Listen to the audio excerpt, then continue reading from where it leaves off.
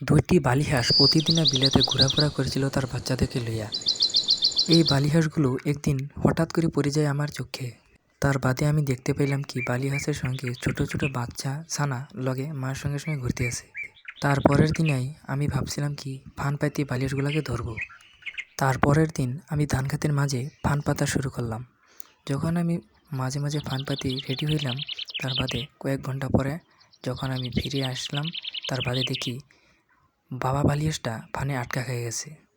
বাবা বালিহাঁসটি ফানে আটকা খাওয়ার সঙ্গে সঙ্গে বাচ্চাগুলোকেও আমি সঙ্গে সঙ্গে ধরে ফেলছি। ধরে আমার ঘরে নিয়ে খাঁচাতে আটকে রেখে একটি সাইডের উপরে রেখে দিয়েছিলাম। বাচ্চাগুলারই অদ্ভুত কিচিরমিচির আওয়াজ শুনতে পেয়ে মা বালিহাঁসটা হঠাৎ করে একদিন আমার ছাদের উপরে বাচ্চাদের সঙ্গে উড়াল দিয়ে বসে গেলেন।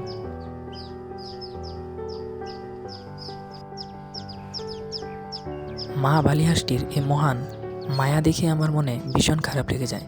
তারপরে আমি সিদ্ধান্ত নিলাম এই মা বালিহাঁসটাকে জাল পাতি ধরে তার বাচ্চাদের সঙ্গে বিলের মাঝে ফির আমি ছাড়িয়ে দিব তাদেরকে।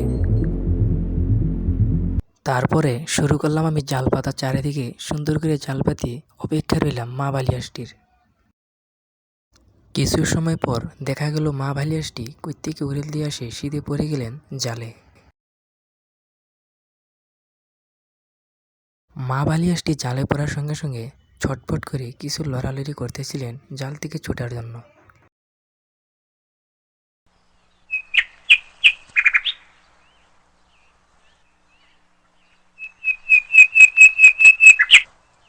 কিছু সময় পর গিয়ে বালিহাঁসটাকে আমি ধরে বাচ্চাদেরকে নিয়ে একটি বিলের কিনারায় গিয়া বালিহাঁসটিকে আর তার বাচ্চাদেরকে ছেড়ে দিলাম ফির বিলে।